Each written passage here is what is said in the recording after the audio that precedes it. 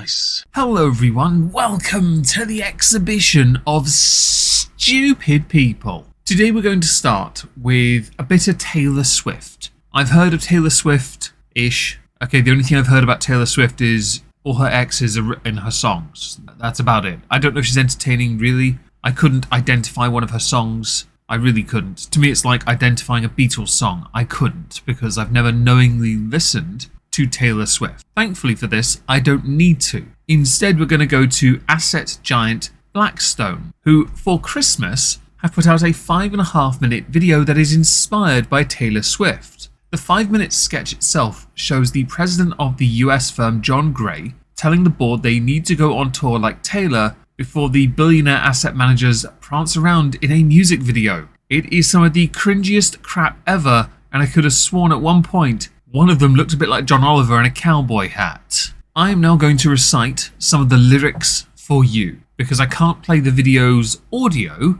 for fear of being copyright struck by Taylor Swift's label or by Blackstone. It's the alternatives era. We buy assets and we make them better. It's the alternatives era. Oh, build with Blackstone. Steve and Pete, they founded this place in '85 with 400k. Oh yeah.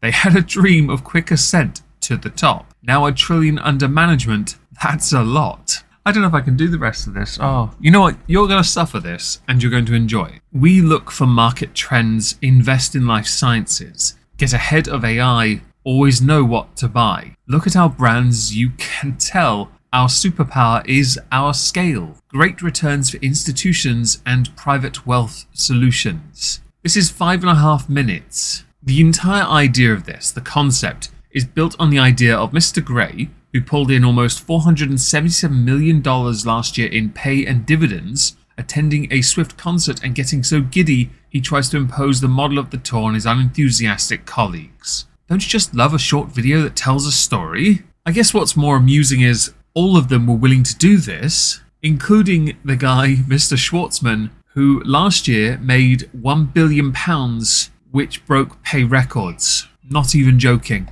In a shimmery rainbow jacket, similar to the one worn by Taylor Swift, because Taylor is so hip, everyone. Apparently she is. I just want to point at this and say this is beyond cringe. I'm going to link the video down below just for all of you, because I think you all need to suffer this. I thought it'd be a nice way to start, just by making your skin uncomfortable. If it suddenly comes off, it's entirely because of that. Now, owing to it being a bit of a quiet week, we don't actually have too much to go on story-wise. So next we're going to go to Mel B, one of the Spice Girls, who's a bit disappointed because a number of people have been, made eligible for Brit Awards next year. These people have criminal records. The Brit Awards, like any award ceremony to me, though, is redundant. You don't need an award to know you're good. Live shows are where it's at. That's where you know you've done a good job because people talk about that. Not what you're wearing on a red carpet to go to an awards ceremony, how you respond if you don't win, or how you respond when you do win.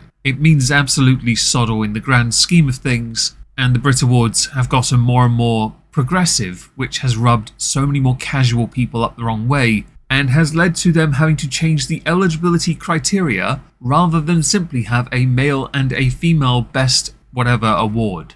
Separate instead of singular, artist and generic, because of complaints from the likes of Sam Chubby Smith. Within the series The Halls of Injustice, I did a video on Tom Megan, the former singer of Kasabian. I like Kasabian, but I also got the feeling from what happened they were looking for an excuse to get rid of him anyway. When anyone thinks of Kasabian, they know that the writer, the music creator, person, composer, that's it, is Sergio Pizzorno. And they've done well without him. Tom has gone on to do his own solo project. It was recently announced that Tom is eligible for next year's ceremony because the voters that comprise of music critics and other leading industry figures go to polls now to decide on the nominees. He is eligible for Album of the Year, British Rock Alternative Act and Artist of the Year. He's not the only one though. You've got the rapper Slow Ty, Tyrone Frampton, who's eligible for Album of the Year, Artist of the Year, Hip Hop Grime Rap Act, but he'd appeared in court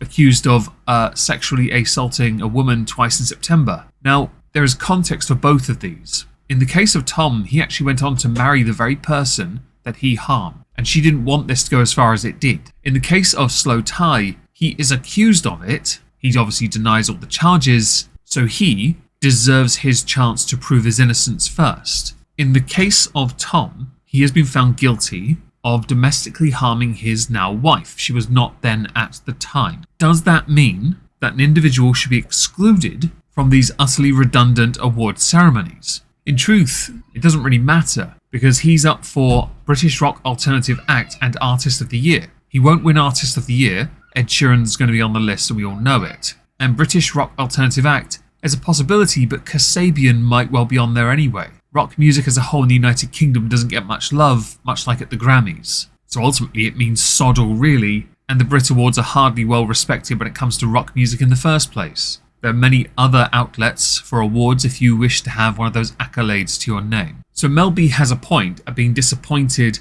that these people are eligible. However, due process should be respected in one case, and in the other, the argument usually comes back to you've got to separate the art and the artist. Yeah? So whether or not he should be championed for the music or not. I did go and look and see if at any point Mel B could be considered a hypocrite. So I googled Mel B and Chris Brown. Turns out she was on the side of Rihanna. She has never taken the side of Chris Brown at all, even with him rebuilding his entire career and being really successful. Arguably one of the most successful domestic abusers on the planet. Yet still repeatedly given chances because artist separation, apparently. Rebuilding one's life and reputation is fundamental to it. I guess that's where people draw that line. So next on the list, I saw an article talking about Oprah. It's an opinion piece by Cara Kennedy titled "No Oprah Fat Isn't Fabulous, and Your Supersized Ozempic Hypocrisy Proves It." Ozempic is a very well-known cheat code to lose weight. It hasn't worked on everyone. If you follow the likes of Amberlynn Reid,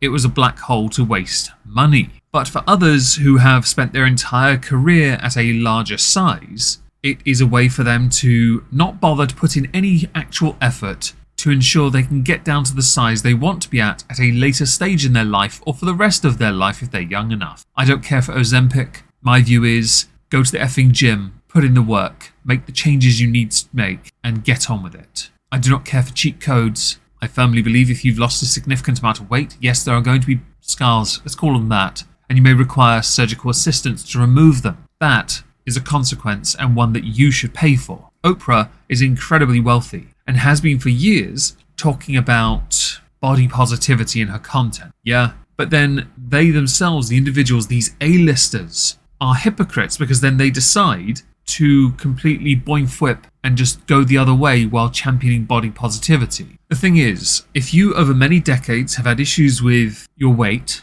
and you have for years spoken about how fat phobia is toxic and how a medically healthy weight is actually an unhealthy aspiration, that's not a joke, this is stuff that Oprah's actually said, to then use Ozempic to do it, you have cheated. You've not done anything really. You've just forced your body to be something it isn't naturally. Bear in mind here, people like Oprah, for example, nearer 70, you're not going to be like this forever, so what's the point doing it now? Really, what is the point? It only came to light recently that Oprah had been using Ozempic, and that's fascinating to me, to champion body positivity while you, slyly on the side, when you have such a big platform, go out of your way to cheat your way to that body while slamming anyone else that lives an actual healthier lifestyle. To me, I don't care for this kind of crap. I'm glad the FDA have approved this cheat code. I've always preferred up, down, left, right, and then all the other buttons to get my gravitational thingamajiggy for GTA 3. If you know the code, you know what I'm talking about on the controller.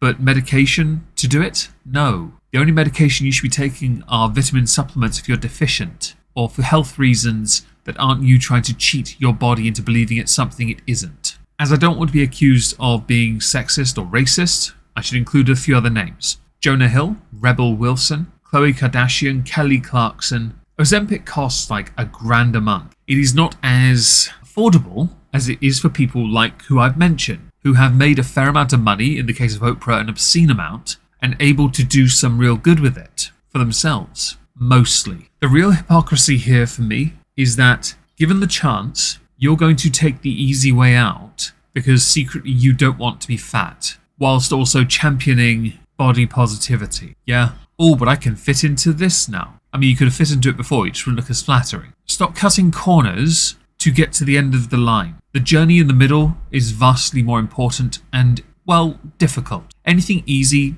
isn't worth doing. And I'll be honest, Ozempic to me is like people who are flat-chested getting fake tits. You're trying to have something you don't have, or you want to have, or think you should have. You have to earn what you need and want. That said, I am very much aware that my comparison there might not work when it comes to those who are chestically not so gifted. Thank you for being the one person who had to point that out to me. To the final subject, I want to go to something light-hearted since we're in the ballpark of, well, fat. Yes? We're going to talk about Bevo. Bevo is a TikToker who has a rather interesting way of eating. For example, you do not need to chew to eat your food. Come on now. Yeah, let's rate it out of 10. Let's enjoy it. Apparently I don't chew enough, but I don't need to chew. Watch. Chicken as well, yeah? Chicken. No chew needed. You don't need to chew your food. You don't. No chewing required, everyone. A public service announcement from an Arsenal fan. You don't need to chew anything. And as he's an Arsenal fan, that includes arse and all. Yes, I did a play on words. I've used it on a friend before. It was worth it. But he's not done. There's more. There's more. You need more. Let's go with more non-chewing. 7 out of 10. Potatoes. Let's get right into that. Look at that. Bang. As if I'm done, he also does it to carrots. Very nice. Carrot. Not bad, not bad. He's not done, by the way, folks. He's got more, and boy, this guy doesn't like to chew, does he? He's an expert, though. Bevo is an expert. Sausage.